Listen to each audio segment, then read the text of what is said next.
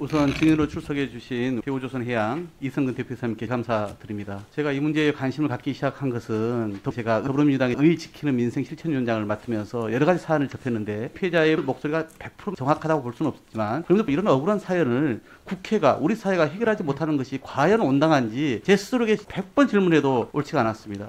그래서 저는 이 문제는 어떤 식으로 풀고 가야겠다 싶어가지고 작년부터 들여다보고 있는 배경을 먼저 좀 말씀드리면서 질문을 좀 이어가보겠습니다. 조선업의 위기가 시작된 2016년부터 하도급 위반 신고가 급증합니다. 최근 5년간 대우조선해양의 위반 신고가 62건으로 압도적입니다. 작년과 올해 2년 동안의 하도급 갑질로 공정위원회로부터 2건의 제재를 당했고 올해 연말에도 공정위 제재를 앞두고 있습니다.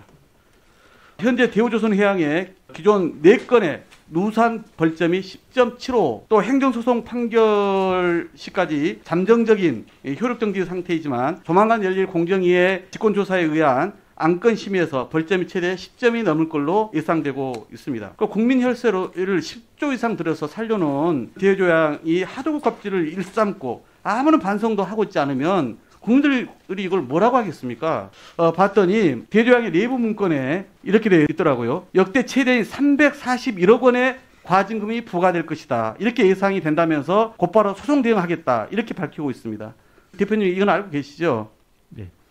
소송 결과를 봐야 되겠습니다만은 이렇게 되면 공공입찰 제한되고 영업 정지되는데요. 그러면 10조 이상 들여서 살려놓은 기업을 다시 그렇게 우리가 지켜봐야 됩니까? 이건 온당치 않죠. 잘못된 거 아니겠습니까? 그렇죠, 대표님. 저 수은의 박문규 행장님, 네네. 다시 한번 확인하겠습니다. 이러한 대우조선해양의 하도급 위반과 공정위 제재는 수은의 은행여신 거래 기본 약관 제7조 기한 전에 채무 변제 의무에 해당되고 관련 규정을 적용될 수 있다고 그때 말씀하셨죠? 네네. 이 대표님, 네. 나중에 수은한테 좀 확인을 좀 해보시고요. 네. 공정위 제재로 공공입찰 참가 금지와 영업정지를 당하고 순으로부터 채무 변제 의무를 당하게 되면 대조양의 피해가 얼마나 크겠습니까? 기업의 평판과 신뢰를 생각해서라도 피해 업체들을 구제해야 되지 않겠습니까? 그런데 그동안 피해 구제 이야기만 하면 앵무새처럼 나오는 레파토리가 배임과 소송 중이다. 이 답변이었어요. 배임 관련해서 혹시 법률 자문 정식적으로 구해보셨습니까? 네, 저희 관련 조직들이 많은 그 상의를 하고 있고 법무 담당 쪽에서도 많은 보고를 저에게 하고 있습니다. 제가 확인을 해봤는데 현실적인 대표님 가능성과 어려움을 좀 겪고 있는 게 사실입니다. 확인해봤는데요. 대우조선, 산업은행, 수출입은행 어디에서도 법률 자문을 한 번도 하지 않았어요. 배임 때문에 어렵다고 하면서도 가장 기초적인 그런 자문 하나 구해보지 않았습니다. 그러니까 배임은 핑계고 사실 의지가 없는 거다 이렇게 볼 수밖에 없는 거거든요. 제가 3가지 이유를 말씀드려보겠습니다. 첫 번째, 제도적인 근거를 말씀드려볼게요. 피해 구제를 하려면 벌점을 경감해주는 하도급법 시행령 개정안이 시행을 앞두고 있습니다. 혹시 알고 계신가요? 이거 어떻게 만들어진지 아세요? 피해자들 피눈물 닦아보려고요. 공정위원장 상의를 해가지고 연내제 시행을 앞두고 있어요. 배임 걱정을 없애주려고 을지로위원장으로서 함께 만든 규정이에요. 회사 법무팀에게 그 사실관계를 확인해 보시기 바랍니다. 네.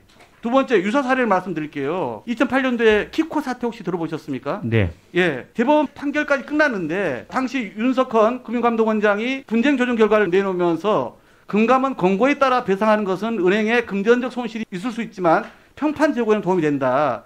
이는 플러스 마이너스가 있는 경영상 의사결정으로 배임이라 할 건 아니라 본다 하면서 배임이 아니라고 분명히 키코와 달리 대우조양 하도급 피해건은 대법원까지 가지도 않았고요.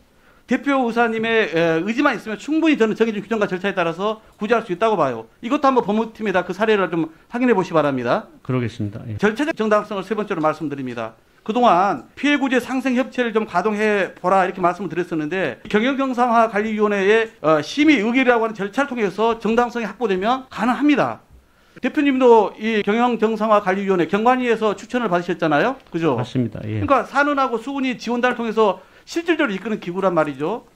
박문규 행장님, 네. 이 경관위 규정에 따르면 공정위의 제재와 이에 따른 피해 구제 문제도 여기서 심의할 수 있는 거 아닙니까? 그죠?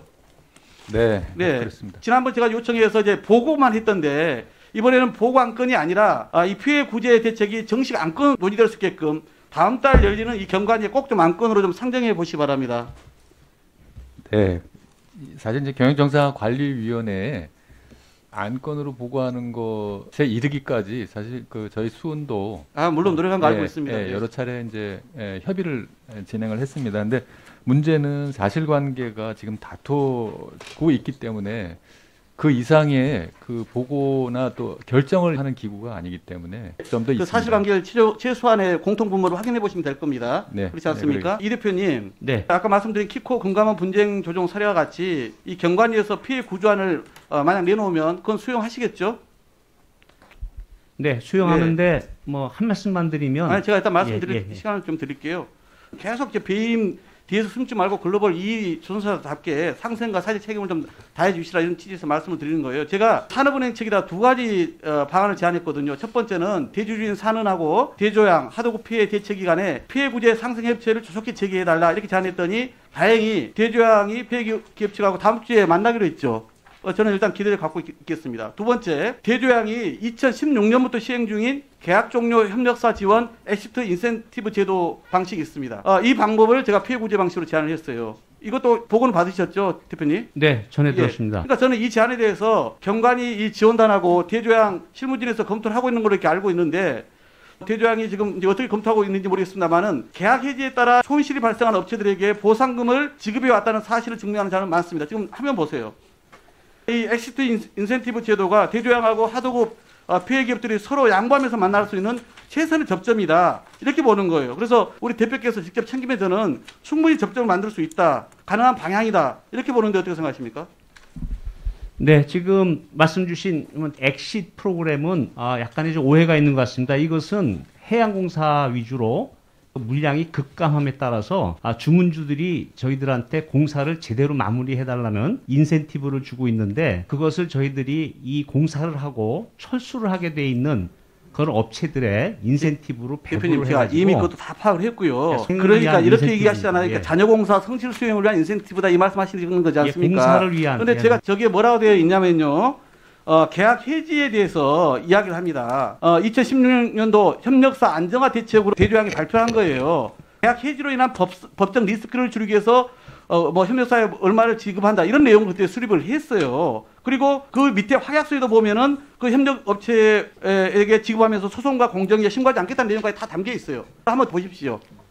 그러니까 저도 이미 그 부분을 다 검토해서 드린 말씀입니다. 그래서 끝으로 답변을 더 한 번 더 듣겠습니다만은 제가 지난번 국감에서 수분한테 조선사의 보증과 대출에 필요한 각종 기준, 세칙, 약정서 등의 하도급법 준수와 공정위 제재에 관한 사항을 추가해달라고 했고요. 그러니까 이렇게 되면은 정상적인 보증이나 대출이 어려워집니다.